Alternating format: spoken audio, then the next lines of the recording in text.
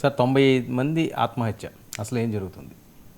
ఇది తీవ్రమైందండి. అనంతపురం జిల్లాలో గత 19 నెలల్లో 95 మంది రైతులు ఆత్మహత్య చేసుకున్నారండి.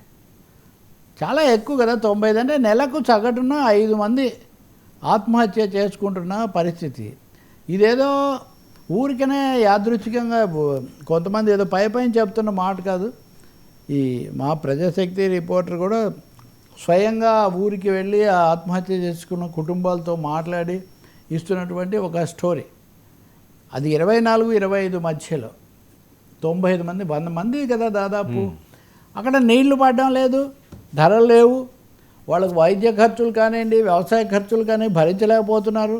రైతులు వరుసగా ఇంత విషాదకరంగా ఆత్మహత్య చేసుకోవడం అన్నది నిజానికి ఆంధ్రప్రదేశ్ ప్రభుత్వానికి, సామాజిక పరిశీలన రంగంలో ఉన్న వాళ్ళకు, రాజకీయ పార్టీలకు ఒక సవాల్ లాంటిది. దీని మీద వెంటనే ఏం చేయాలి, వీళ్ళని ఎలా బతికనివ్వాలి, వీళ్ళ కుటుంబాలను ఆదుకోవడానికి ప్రభుత్వం ఏం చేస్తుంది అని రైతు సంఘాలు ఇవన్నీ కూడా అడుగుతున్నాయి.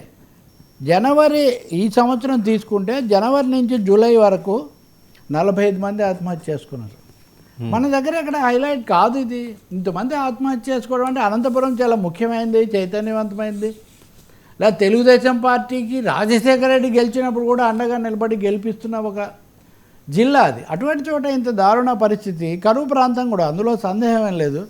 మరి అనేక ప్రాజెక్టులు పెద్ద పెద్ద స్వప్నాలు వస్తున్నప్పుడు ఈ నీళ్లు ఇవ్వడానికి సంబంధించింది స్థానికంగా అవసరమైనవి ఎందుకు జరగడం లేదు? వీళ్ళ బంగారం తాకట్టు పడిపోతుంది. ఆ కుటుంబాల్లో కుటుంబ పోషకులుగా ఉండేవాళ్ళు జబ్బుల పాలై వాళ్ళు అలా ఉండిపోతున్నారు. ఒకటి కాదు, ఆ వివరాలన్నీ కూడా అందుబాటులో ఉన్నాయి. ఇప్పటికైనా బయటికి వచ్చింది కాబట్టి దీన్ని తీవ్రమైన అంశంగా తీసుకొని మీకు తెలియదు. మనం చెప్పుకోవాలంటే పవన్ కళ్యాణ్ కూడా నేను అనంతపురం నుంచి పోటీ చేస్తానని 2019లో తన రాజకీయ ప్రచారం కూడా అక్కడి నుంచే ప్రారంభించారు. ఒక దశలో వీళ్ళకి వెళ్ళి కొంత సహాయం చేస్తానని డబ్బులు కూడా ఇచ్చిన పరిస్థితి కూడా ఉంది. కానీ ఇది చాలా విషాదకరమైనటువంటి వార్త. అనంతపురం కరువే కాదు, నిజానికి సాహిత్యము లేకపోతే చదువు వీటిలో కూడా చైతన్యవంతమైంది. ఇదొక హెచ్చరికగా తీసుకోవాల్సిన అవసరం ఉంది. ఈ ప్రాజెక్టులు లేకపోతే బనకచెర్లలు ఇవన్నీ మాట్లాడుతున్నప్పుడు తక్షణం వాళ్ళకి ఎలా ఉపశమనం కలిగించాలి, సహాయం ఎలా అందించాలి, ఎవరికి ఏముంది, ఈ నివేదిక తెప్పించుకొని అడుగులు వేయాలని నేను కోరుకుంటూ ఉన్నాను.